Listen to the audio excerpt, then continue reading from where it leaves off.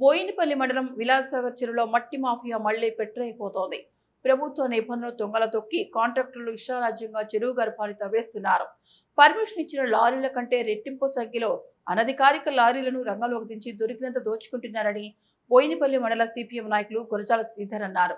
మంగళవారం ఆయన మీడియాతో మాట్లాడుతూ విలాసాగర్ చెరువులో అనుమతుల గురించి మట్టి తరలిసిన ఇరిగేషన్ శాఖ, స్థానిక అధికార యంత్రాంగం ప్రేక్షక పాత్ర వహించడంపై తీవ్ర విమర్శలు వ్యక్తమవుతున్నాయని అన్నారు.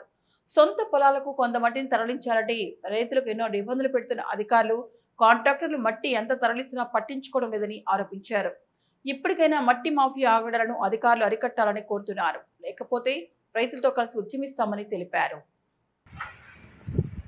సుమారు 20 లారీల దాకా మరి అనాధికారికంగా మరి వాళ్ళు అధికారులు ఇరిగేషన్ డిపార్ట్మెంట్ వాళ్ళు మరి ఎన్ని బండ్లకు పర్మిషన్ ఇచ్చారో తెలియదు. కానీ ఇక్కడ చూస్తే మాత్రం వేదిక మీద ఊరెలి మండలం విలాసాగరు, ఇక్కడ వరదవెల్లి, ఆమ్లెట్ గ్రామం, సిట్కు చెరువు, అటుపోతే దుండ్రపల్లి, ఈ తదితర గ్రామాలలోపట గత 3-4 సంవత్సరాల నుంచి మరి ఈ మట్టి, ఈ జాతి సంపద అయినటువంటి మట్టి వనరులు ఏవైతే ఉన్నాయో మరి గత 3 సంవత్సరాల నుంచి ఒక మాఫియాగా ఏర్పడి డబ్బు సొమ్ము చేసుకుంటూ మరి ఇది వాస్తవానికి చెప్పానంటే ప్రభుత్వం ఇటుక బట్టి యాజమానికి పర్మిషన్ ఇస్తే మేము తప్పుకోవడం.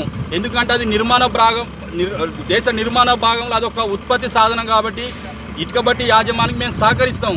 కానీ ఇక్కడ కాసులు సొమ్ము చేసుకుంటూ కొంతమంది దళారుగా ఏర్పడి మట్టిని కొల్లగొడుతున్నా కూడా ఇలా ప్రభుత్వమే దగ్గరుండి మరి ప్రేక్షక పాత్ర వహిస్తుందంటే మరొకసారి మరి ప్రభుత్వం కూడా ఆలోచించుకోవాలి. మరి జిల్లా స్థాయిలో కలెక్టర్ గారు, ఎస్పీ గారు మరి మట్టి తవ్వకాలు పర్మిషన్ లేదు, మరి మొరం కానీ మట్టి కానీ కాపాడుకోవాలని చెప్పి వారు అక్కడ పెద్ద మాటలు మాట్లాడతారు. కానీ ఇక్కడ కింది స్థాయికి వచ్చే వరకు ఈ బోయినపల్లి మండలం లోపల రెవెన్యూ యంత్రాంగం కానీ, పోలీస్ డిపార్ట్మెంట్ కానీ, ఇంకా తదితర వ్యవస్థలు ఏవైతే ఉన్నాయో లంచాలకు ఆశపడి మామూలు మత్తుల తూగుతూ మరి ఈ విలువైన జాతి సంపద ఏదైతే ఉందో మరి భావితరాలకు అందకుండా ప్రతి సంవత్సరం 100 ట్రిప్పులు మాయం చేస్తే మరి నేను ఒకటే సిపిఎం పార్టీగా రైతాంగం పక్షాన, ప్రజల పక్షాన ఇలా ప్రభుత్వాలను హెచ్చరించడం జరుగుతుంది, డిమాండ్ చేయడం జరుగుతుంది.